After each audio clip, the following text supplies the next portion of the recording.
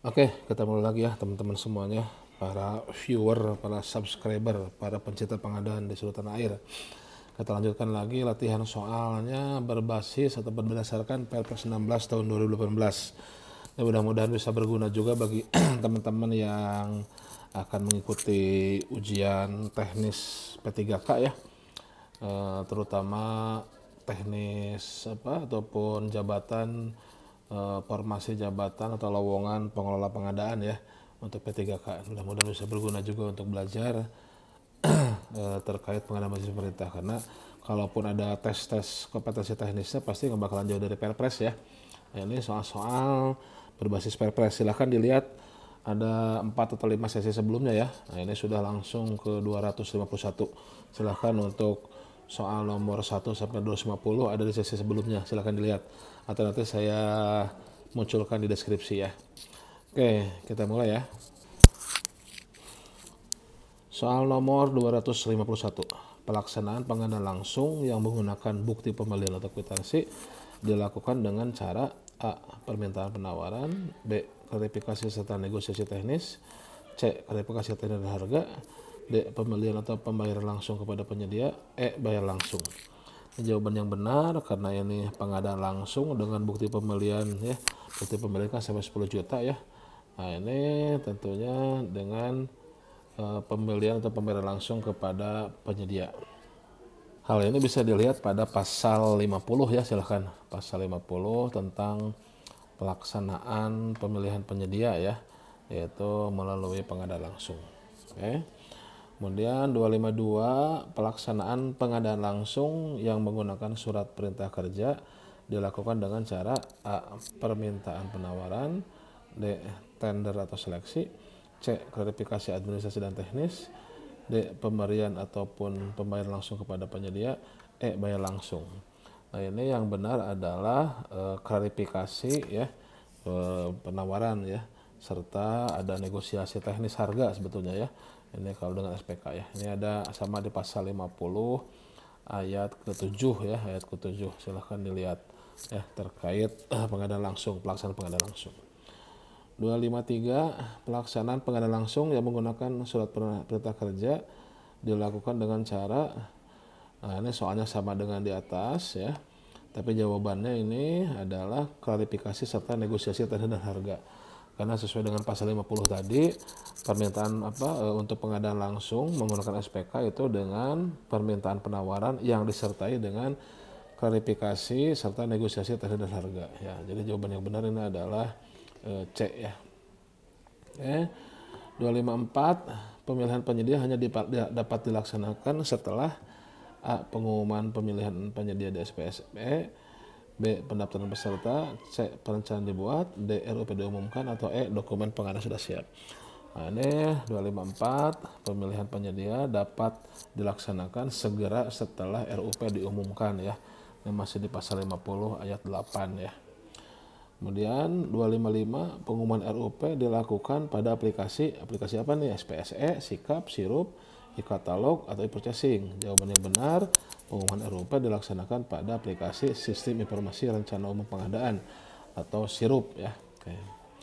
256, untuk barang jasa yang kontraknya harus ditandatangani pada awal tahun, pemilihan penyedia dapat dilaksanakan setelah A. Penetapan pagu anggaran kementerian atau lembaga, persetujuan kepala daerah, persetujuan DPRD, persetujuan PA atau KPA, atau PPK telah membuat dokumen pengadaan. Nah, ini untuk barang jasa yang kontraknya harus ditandatangani pada awal tahun anggaran dapat dilaksanakan setelah pagu anggaran, penetapan pagu anggaran kementerian atau lembaga. Ini jawabannya adalah A ya.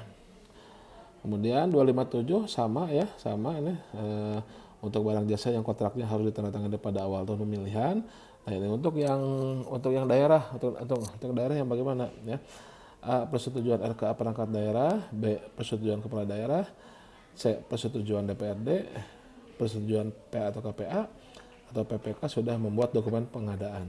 Jawaban yang benar sesuai dengan pasal 50 ayat 9 adalah persetujuan RKA perangkat daerah ya, persetujuan RKA PD ya, sesuai ketentuan perundang-undangan. Oke. 258, penawaran harga dapat dilakukan dengan metode penawaran harga secara berulang atau disebut dengan reverse auction ya. Oke, yang jawabannya adalah reverse auction ya. Oke. Kemudian 259 masuk ini ke bagian tender atau seleksi gagal. Apabila jumlah peserta yang lulus prakualifikasi kurang dari 3, maka Pokja pemilihan dapat menyatakan A. Pendaftaran ulang, B. Prakualifikasi gagal, C. Revisi dokpil, D. Perbaikan dokumen kualifikasi, atau E. Lelang ulang. Yang benar adalah prakualifikasi gagal, karena ini yang menyampaikannya hanya 3 ya pada proses prakualifikasi. Ya. 260, seluruh peserta terlibat korupsi, kolusi dan atau nepotisme dan terlibat persaingan usaha, maka Pokja pemilihan dapat menyatakan A. Pendaftaran ulang, B. Pengaduan pidana, C. Tender ulang, D. Perbaikan dokumen pemilihan, atau E. Lelang ulang ya. Yang tepat adalah ini melakukan tender ulang apabila semua peserta terlibat korupsi ya.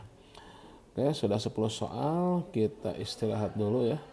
Kita lanjutkan setelah pesan-pesan berikut ini. Kita lanjutkan 261, tender atau seleksi gagal dapat dinyatakan gagal oleh Pokja pemilihan dalam hal A. Terdapat kesalahan proses evaluasi, B. Tidak ada peserta yang menyampaikan dokumen penawaran, C. Tidak ada peserta yang lulus evaluasi penawaran, D. Seluruh penawaran harga di atas HPS, E. Semua benar. Yang jawabannya adalah semua benar kayaknya ya, karena ya semuanya bisa dinyatakan gagal ya. Kesalahan dalam proses evaluasi ya gagal, tidak ada peserta yang menyampaikan dokumen penawaran, gagal semuanya. Tidak ada peserta yang lulus evaluasi penawaran, ya gagal semuanya. Seluruh penawaran harga di atas HPS ya gugur semuanya, berarti gagal ya. Ini jawabannya adalah E, semuanya benar. Ini ada di pasal di Perpres pasal 51 ya, masih di pasal 51 ya. Bisa dilihat di ayat 2 ya. Kemudian 262, tender seleksi gagal dapat dinyatakan gagal oleh Pokja pemilihan dalam hal kecuali, nah ini kecualinya nih. Terdapat kesalahan dalam proses evaluasi ya, masuk. Tidak ada peserta yang menyampaikan dokumen penawaran, masuk. Tidak ada peserta yang lulus evaluasi penawaran, masuk. Seluruh penawaran harga TPS ya gugur semua, gagal. E. Korupsi, kolusi dan atau nepotisme melibatkan Pokja atau pemilihan Pokja pemilihan atau PPK. Nah ini jawabannya E ya, karena ini yang menyatakan bukan Pokja, tapi yang menyatakan gagalnya adalah pengguna anggaran ya, pengguna anggaran penyataan gagalnya. 263, tender seleksi gagal dapat dinyatakan gagal oleh pengguna anggaran dalam hal kecuali. Nah ini tender seleksi gagal yang dinyatakan oleh PA atau KPA ya, tapi ini kecuali ya. A. Pokmil melakukan korupsi, B. PPK melakukan kolusi, C. Nepotisme melibatkan Pokja atau PPK, D. Kolusi nepotisme melibatkan Pokja, E. Tidak ada peserta penawaran yang menyampaikan dokumen penawaran. Ini jawabannya adalah tender seleksi gagal yang dinyatakan oleh pengguna anggaran kecualinya ya. Nah kecualinya adalah E, karena ini dinyatakan oleh Pokja pemilihan ya, karena tidak ada peserta yang menyampaikan dokumen penawaran ini pada proses pemilihan, maka yang menyatakan gagalnya adalah Pokja pemilihan. Oke.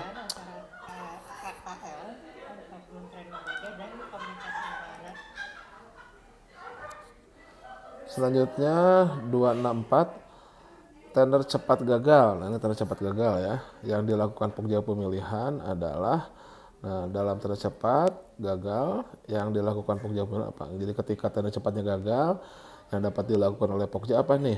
A.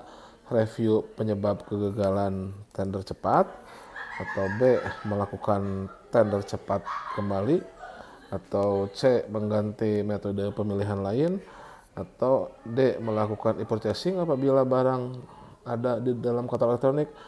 Semua benar. Nah, ini jawabannya adalah semua benar ya. Jadi ini adalah hal-hal yang dapat dilakukan oleh Pokja pemilihan apabila tender cepat gagal ya. Ini ada di masih di pasal 50 berapa tadi 1 ya. 51 ayat 3 ya. 265 dalam hal tindak lanjut prakualifikasi gagal, Pokja pemilihan melakukan prakualifikasi ulang dengan jumlah peserta yang lulus hanya 2 peserta. Maka ya A, prakualifikasi ulang kembali ya kalau hanya 2 nih ya. Proses tender seleksi dilanjutkan. C, mengganti metode pemilihan lain. D, gagal seleksi atau gagal tender. E, penunjukan langsung. Maka yang benar adalah dilanjutkan ya, karena ini sudah ulang ya. Karena ini sudah ulang ya, maka walaupun hanya 2 ya, kurang dari 3 berarti ya, maka dilanjutkan. Ini ada di ayat 6-nya ya, pasal 51. Oke, 266 dalam hal tindak lanjut prakualifikasi gagal, Pokja pemilihan melakukan prakualifikasi ulang dengan hasil jumlah peserta yang lulus hanya 1 peserta. Kalau tadi 2 ya, sekarang 1 peserta. Maka A, prakualifikasi ulang kembali. B, proses tender seleksi dilanjutkan. C, mengganti proses pemilihan lain. D, gagal tender atau seleksi. Atau E, penunjukan langsung. Maka jawaban yang benar adalah proses tender seleksi dilanjutkan ya dengan ataupun seperti tata cara dalam proses penunjukan langsung ya. Jadi dilanjutkan dengan proses seperti penunjukan langsung. Ya agak bias dengan E ya. Nggak apa-apa ya. 267 tindak lanjut dari tender seleksi gagal akibat kesalahan evaluasi penawaran, maka Pokja pemilihan segera melakukan A, prakualifikasi ulang kembali. B, proses tender seleksi dilanjutkan. C, mengganti metode pemilihan lain. E, evaluasi ulang. Atau E, penunjukan langsung. Nah, ini akibat evaluasi penawaran yang salah ya, kesalahan dari evaluasi penawaran, maka dilakukan evaluasi ulang. Jawabannya ya D, evaluasi ulang. 268 tindak lanjut dari tender seleksi gagal, Pokja pemilihan segera melakukan A, prakualifikasi ulang. B, proses tender seleksi dilanjutkan. C, mengganti metode pemilihan lain. D, tender seleksi ulang. Atau E, penunjukan langsung. Ya tentunya gagal ya, kita ulang ya, tender seleksi ulang. 269 penetapan SPPBJ atau surat penunjukan penyedia barang jasa termasuk dalam proses tahapan apa nih? Dalam pengadaan. A, perencanaan pengadaan. B, persiapan pengadaan. C, persiapan pemilihan. D, pelaksanaan pengadaan. Atau E, pengawasan pengadaan. Tentunya ini penerbitan SPPBJ adalah dalam pelaksanaan pengadaan ya. Sudah di luar dari pemilihan, sudah selesai pemilihan, pengumuman, sangat menyanggah, PPK muncul lagi dalam pelaksanaan pengadaan dengan menerbitkan SPPBJ. 270 PPK dilarang mengadakan ikatan perjanjian atau menandatangani kontrak dengan penyedia dalam hal A, belum tersedia anggaran belanja. B, tidak cukup tersedia anggaran belanja. D, dilampauinya batas anggaran. D, anggaran belum tersedia. E, semua benar. Jawabannya ini adalah semua benar ya, semua benar. Jadi semua ini adalah hal yang dilarang dalam penandatanganan kontrak. Ada di pasal 52 ya, ayat 2 nih, ayat 2 nih, silakan ya, dilihat. Oke, sudah 10 soal, kita istirahat dulu.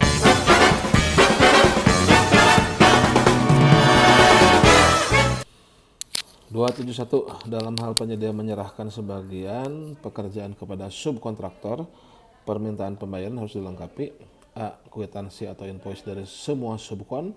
B, bukti pembayaran kepada subkontraktor.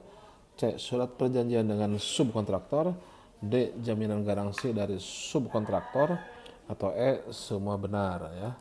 Nah, ini jawabannya adalah bukti pembayaran kepada subkontraktor ya. Ini ada di pasal 53 tentang pembayaran prestasi pekerjaan. Jadi biar tidak dikejar-kejar nanti PPK-nya sama subkonnya ya. Jadi pembayaran boleh dengan bukti pembayaran kepada subkontraktornya. Oke.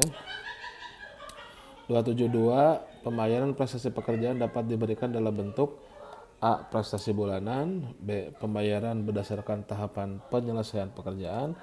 Atau C, pembayaran secara sekaligus setelah penyelesaian pekerjaan. D, pembayaran berdasarkan tahapan penyelesaian termin. Atau E, semuanya benar. Ini jawabannya adalah semuanya benar ya. Ini masih ada di pasal 53 ya. Bisa bulanan, bisa tahapan penyelesaian, bisa sekaligus, bisa sesuai termin. Nah, ini ada di pasal 53 ayat 4. Oke. Selanjutnya 273. Pembayaran dapat dilakukan sebelum prosesi pekerjaan untuk pengadaan yang karena sifatnya dilakukan pembayaran terlebih dahulu sebelum barang jasa diterima. Setelah penerima menyampaikan apa?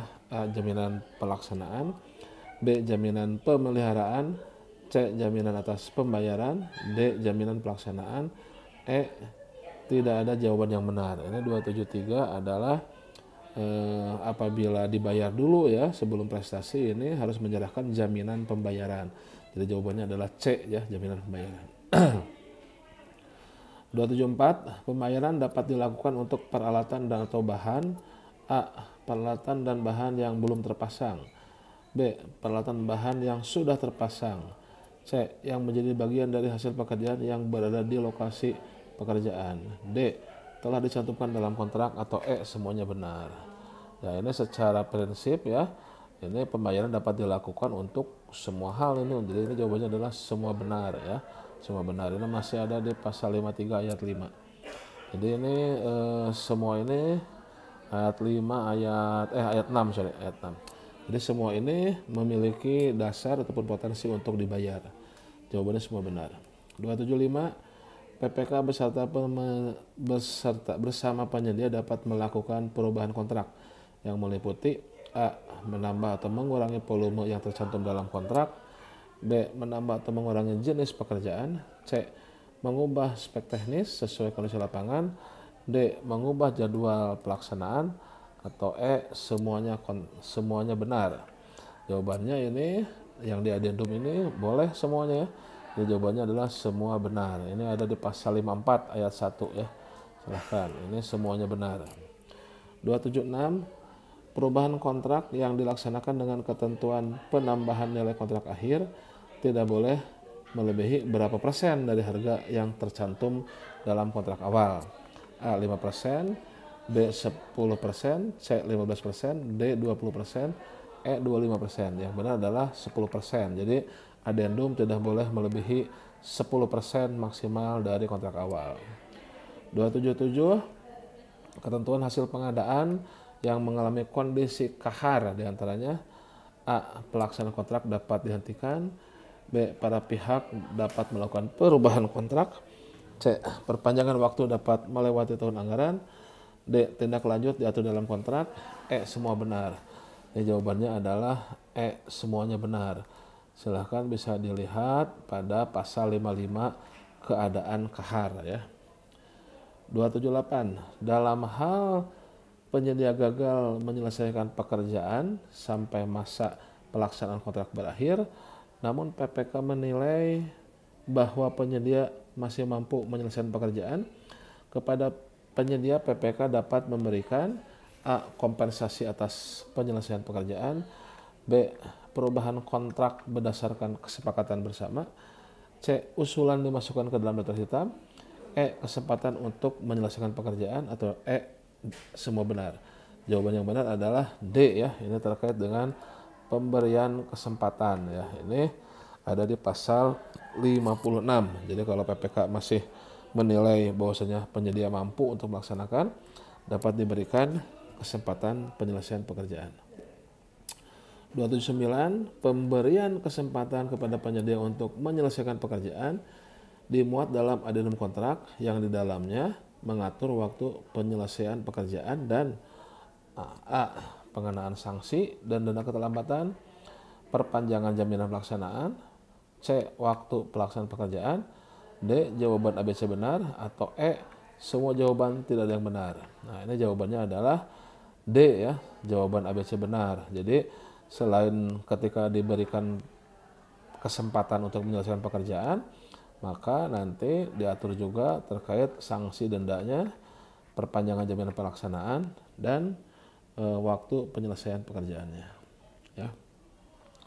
280. Ketentuan pemberian kesempatan kepada penyedia untuk menyelesaikan pekerjaan yang dimuat dalam adendum kontrak yang di dalamnya mengatur sebagai berikut. A. Waktu penyelesaian pekerjaan, B. Pengenaan sanksi dana keterlambatan, C. Perpanjangan jaminan pelaksanaan, D. Dapat melampaui tahun anggaran, semuanya benar. Ya, ini jawabannya adalah semuanya benar. Ini masih ada dalam pasal 56 Perpres 16 ya. Ada di poin ataupun ayat 2 dan ayat 3 ya. Oke, sudah 10 soal. Kita istirahat dulu. Lanjut 281, setelah pekerjaan selesai 100%, sesuai dengan ketentuan yang termuat dalam kontrak, penyedia mengajukan permintaan secara tertulis kepada PPK untuk serah terima barang jasa. Selanjutnya, yang melakukan pemeriksaan terhadap barang jasa yang diserahkan dari penyedia adalah A. PPHP, B. PJ PPHP, C. Pokja pemilihan, D. PPK, atau E. Pejabat pengadaan. Nah, ini dulu kan ada pejabat atau panitia penerima hasil pekerjaan ya, PJ PPHP. Nah, sekarang ditiadakan, dihilangkan. Jadi yang memeriksa adalah pihak PPK ya, pejabat pembuat komitmen, atau D jawabannya. Oke. 282, setelah pekerjaan selesai 100% dan dilakukan pemeriksaan terhadap barang jasa yang diserahkan penyedia, yang menandatangani berita acara serah terima adalah A. PJ PPHP dan PPK, B. PJ PPHP dan penyedia, C. PPK dan penyedia, D. Pokja pemilihan dan penyedia, atau E. PPK dan Pokja. Jawaban yang benar adalah PPK dan penyedia ya. Sudah nggak ada PJ PPHP, sudah Pokmil juga sudah selesai tugasnya, Pokja pemilihan sudah selesai. 283, penanganan darurat dilakukan untuk A. keselamatan masyarakat atau WNI yang berada di luar negeri, B. pelindungan masyarakat atau WNI yang berada di luar negeri, C. pengadaan yang pelaksanaan tidak dapat ditunda, D. pengadaan yang pelaksananya tidak dapat D.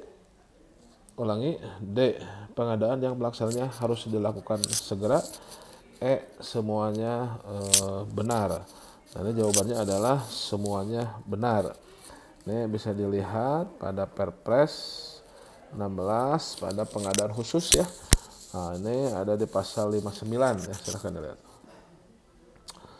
284, untuk penanganan darurat PPK dapat melakukan pengadaan dengan cara menunjuk A. penyedia terdekat yang sedang melaksanakan pengadaan barang jasa sejenis, B. pelaku usaha lain yang dinilai mampu dan memenuhi kualifikasi untuk melaksanakan pengadaan sejenis, C. penyedia katalog lokal setempat, D. penyedia yang sudah terdaftar dan terverifikasi dalam aplikasi Sikap, E. pilihan A dan B benar. Nah, ini jawabannya yang benar adalah pilihan A dan B benar, yaitu penyedia terdekat yang sedang melaksanakan pengadaan sejenis atau pelaku usaha lain yang dinilai mampu dan memenuhi kualifikasi dalam untuk melaksanakan pengadaan barang jenis. Kalau penyedia katalog lokal setempat ya masih inilah lokal setempat bias ya. Sikap juga ya. Jadi yang paling tepat adalah A dan B. Oke. 285, penanganan keadaan darurat dapat dilakukan dengan menggunakan konstruksi permanen. Hal ini dapat dilakukan dengan ketentuan A. pada kondisi sudah kembali ke kondisi normal apabila Perpres terkait kondisi darurat telah dicabut, B. melewati masa kondisi darurat apabila menggunakan konstruksi permanen agar tahan lama, C. masih dalam kurun waktu keadaan darurat, D. hanya dalam keadaan transaksi kepemilihan, atau E. semuanya benar ya. Nah, ini jawaban yang benar adalah C ya, masih dalam kurun waktu keadaan darurat ya. Jadi boleh permanen ya, tapi ya jangka waktunya masih dalam darurat penyelesaiannya ya. Jadi jangan lewat ke kondisi normal ya. Jadi masih dalam kurun waktu keadaan darurat. 286, penanganan darurat dapat dilakukan dengan penggunaan konstruksi permanen. Nah, ini terkait masalah konstruksi permanen ya. Dan penyelesaian pekerjaan dapat melewati masa keadaan darurat. Nah, ini kalau melewati bagaimana nih? Nah, boleh apabila hasil kesepakatan antara PPK dengan penyedia, penanganan darurat hanya bisa diatasi dengan konstruksi permanen, tidak bisa dengan semi permanen. C. tertuang dalam kontrak bencana darurat. D. masih tersedia anggaran. E. semua salah. Jawaban yang benar adalah B ya.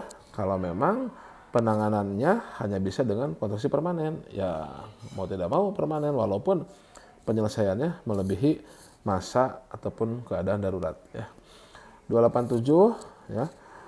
Apabila ada kajian terkait pengadaan pada BLU-BLUD, kajian tersebut dapat dijadikan dasar pengadaan barang jasa pada BLU-BLUD ya, untuk dapat diatur tersendiri dengan peraturan kepala daerah, menteri, PBJ khusus, pimpinan BLU-BLUD atau semua salah. Ya tentunya kalau sudah ada kajian, maka pimpinan BLU-BLUD dapat menentukan sendiri ya bagaimana pengadaannya. Ya, ini ada di Perlem terkait pengadaan yang dikecualikan ya.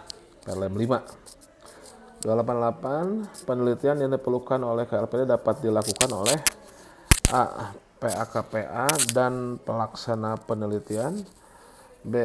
PPK dan Pokja pemilihan, C. Pejabat pengadaan, D. Pelaksana penelitian, E. Semuanya salah. Nah, terkait penelitian ya, masih ada di Perpres juga, yang dapat melaksanakannya adalah pelaksana penelitian.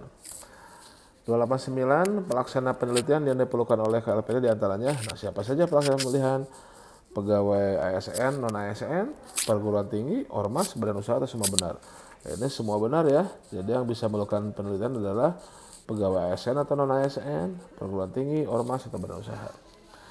290, pelaksana penelitian yang diperlukan oleh KLPD dapat dipilih dengan metode A. Kompetisi atau penugasan, B. Proposal atau negosiasi, C. Beauty contest, D. Swakola tipe 1, 2, 3, E. Daftar dan langsung tayang.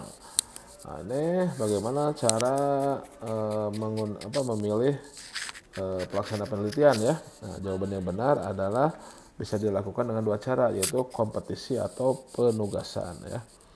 Ini ada di dalam penelitian ya, di bab penelitian yaitu pasal 62 ya, silakan. Sudah 10 soal tentang pemilihan pelaksana pemilihan yang diperlukan oleh KLPD dilaksanakan melalui A. Seleksi proposal, B. Proposal dan negosiasi, C. Penugasan langsung, D. Swakola tipe 1, 2, 3, atau E. Daftar dan langsung tayang. Nah, jawaban yang benar adalah penugasan ya. Penugasan. Oh, nggak ada penugasan di sini ya. Berarti seleksi proposal ya. Nah, seleksi proposal ini kalau kompetisi ya, seperti itu. 292, untuk penelitian yang bersifat khusus, pemilihan pelaksana penelitian dapat dilaksanakan melalui A. Penugasan, proposal negosiasi, beauty contest, seleksi proposal, atau daftar dan langsung tayang. Nah, baru ini penugasan ini ya. Kalau bersifat khusus berarti di SK-kan langsung. 293, ketentuan terkait penelitian diantaranya anggaran belanja berasal dari satu penyelenggara, fasilitas yang berasal dari lebih dari satu penyelenggara, pembayaran sekaligus, serta pembayaran bertahap, atau semua benar. Ketentuan terkait penelitian ini semuanya benar ya, bisa anggarannya dari satu penyelenggara, bisa lebih dari satu penyelenggara, bisa sekaligus, bisa bertahap. 294, nah ini sekarang terkait tender internasional, siapkan perpresnya. Ini di pasal 63 ya, tender seleksi internasional 63. Tender internasional untuk pekerjaan konstruksi dapat dilaksanakan. Nah, konstruksi berapa nih? Di atas 1 triliun, B di atas 50 miliar, C di atas 25 miliar, D di atas 10 miliar. Jawabannya adalah untuk konstruksi tender internasional itu paling sedikit adalah 50 miliar ya. Kalau 50 miliar, mohon maaf. Untuk konstruksi 1 triliun ya, untuk 1 triliun untuk konstruksi. Nah, 295, tender internasional untuk pengadaan barang atau jasa lainnya. Nah, kalau barang jasa lainnya ini apakah 1 triliun, apakah 50 miliar, apakah 25 miliar, atau di atas 10 miliar. Nah, untuk barang jasa lainnya ini di atas 50 miliar ya. Nah, ini B. 296, seleksi internasional untuk jasa konsultansi dapat dilaksanakan untuk apakah di atas 1 triliun, apakah di atas 50 miliar, atau 20 miliar, atau 10 miliar. Untuk jasa konsultansi ini paling sedikit di atas 25 miliar ya. Oke. Kemudian 297, selanjutnya 297, tender seleksi internasional dilaksanakan untuk A. Pengadaan yang dibiayai oleh lembaga peminjam kredit ekspor atau kredit swasta asing, B. Paling sedikit di atas 1 triliun, C. Paling sedikit di atas 50 miliar. D. Paling sedikit di atas 20 miliar. Atau E. Semuanya benar. Ini dapat dilaksanakan. Ini semuanya benar ya. Sesuai dengan kondisinya tadi di atas. Untuk konstruksi di atas 1 triliun. Untuk barang jasa lainnya di atas 50 miliar ya. Kemudian kalau untuk jasa konsultansi tadi di atas nilai 25 miliar kalau untuk konsultan. 298 dokumen pemilihan melalui tanda seleksi internasional paling sedikit ditulis dalam 2 bahasa, yaitu bahasa Indonesia dan bahasa Inggris ya jawabannya. Kemudian 299 dokumen pemilihan melalui tanda atau seleksi internasional paling sedikit ditulis dalam 2 bahasa, yaitu bahasa Inggris dan Indonesia. Dalam hal penafsiran yang berbeda terhadap dokumen pemilihan, maka yang dipakai adalah bahasa apa? Tentunya kalau ada perselisihan, yang dipakai adalah bahasa kita, yaitu bahasa Indonesia ya. 300 KLPMDA wajib menggunakan produk usaha kecil serta koperasi dari hasil produksi dalam negeri dengan mengalokasikan paling sedikit berapa persen dari anggaran nilai belanjanya. Nah ini untuk usaha kecil ini paling sedikit adalah 40% dari anggaran untuk usaha mikro kecil ya. Ini ada diamanatkan dalam pasal 60 berapa nih? 65 nih. Terkait usaha kecil. Oke. 301 paket pengadaan untuk barang konstruksi jasa lainnya dengan nilai pagu anggaran sampai dengan 15 miliar diperuntukkan bagi usaha kecil koperasi, usaha kecil usaha menengah koperasi, usaha non kecil atau usaha besar, atau E. usaha mikro kecil dan menengah. Jawaban yang benar adalah usaha kecil dan koperasi ya, sampai dengan 15 miliar itu usaha kecil dan koperasi. Oke. Kemudian 302 apabila terdapat produk dalam negeri yang memiliki penjumlahan TKDN ditambah dengan nilai BMP bobot 4 perusahaan paling sedikit 40%, maka berlaku kewajiban penggunaan produk dalam negeri ya. Nah, kalau TKDN plus BMP-nya sudah di atas 40%. Kewajiban penggunaan produk dalam negeri dilakukan apabila terdapat produk dalam negeri yang memiliki penjumlahan TKDN plus BMP paling sedikit 40%. Nah, bolak-balik dengan soal yang sebelumnya ya. Kewajiban penggunaan dalam negeri dilakukan pada tahap perencanaan, persiapan, pemilihan, semua tahap pengadaan, semua tahapan pengadaan kecuali